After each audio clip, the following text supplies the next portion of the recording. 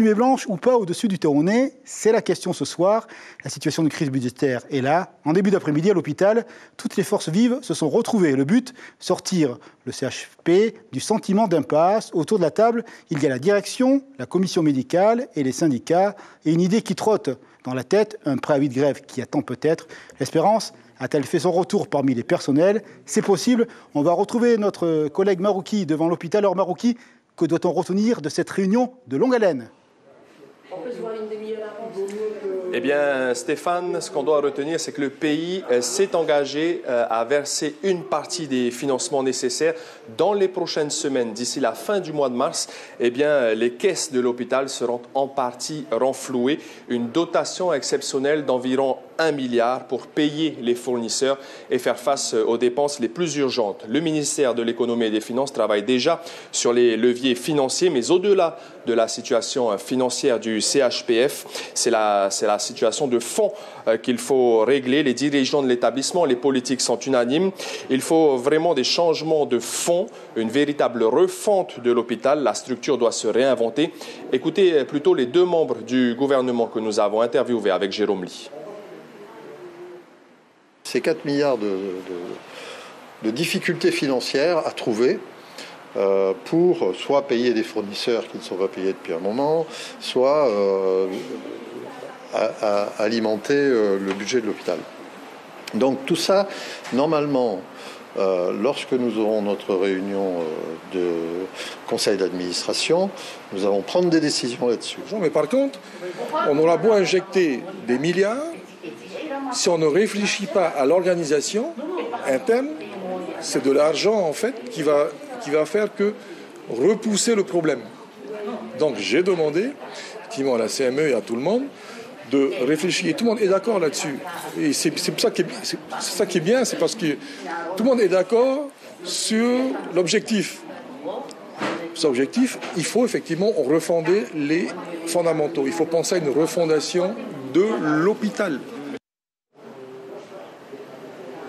Et Yvonique Raffin, le ministre de l'Économie et des Finances, a prévenu, le pays ne fera pas de chèque en blanc. Il faudra que les dépenses soient justifiées.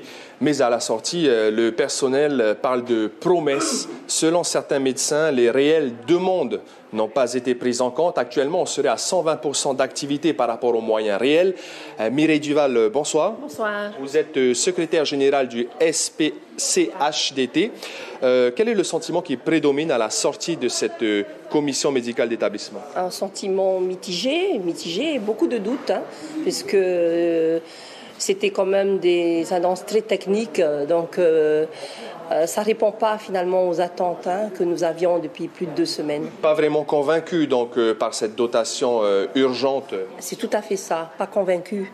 Et donc demain, on devra se réunir d'ailleurs avec le personnel pour leur demander leur avis de vote justement par rapport au CA et par rapport à la grève. Justement, ce mouvement social, cette grève dont tout le monde parle et qui bloquerait le système de santé local, du moins à l'hôpital, elle n'est pas exclue.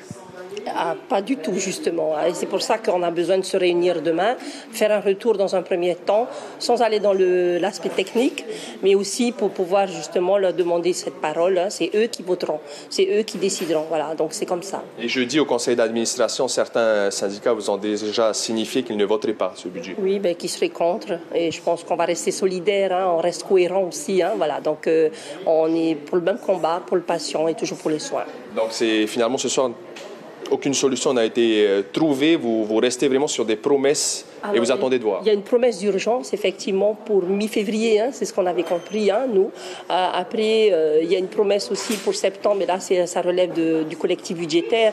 Mais tous ces aspects techniques et financiers ne répondent pas aussi aujourd'hui à toute la problématique, tous les dysfonctionnements qui peuvent exister dans cet hôpital.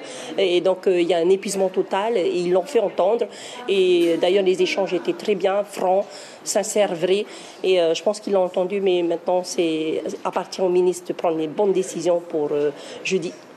Merci beaucoup Mireille Duval. Donc voilà, une dotation exceptionnelle d'environ 1 milliard devrait être versée avant la fin du mois de mars, mais le personnel ici n'est pas vraiment convaincu sur le fond du problème à Taoné. Eh bien, cela n'a toujours pas été réglé. L'information en continu sur Polynésie la première, Internet et réseaux sociaux.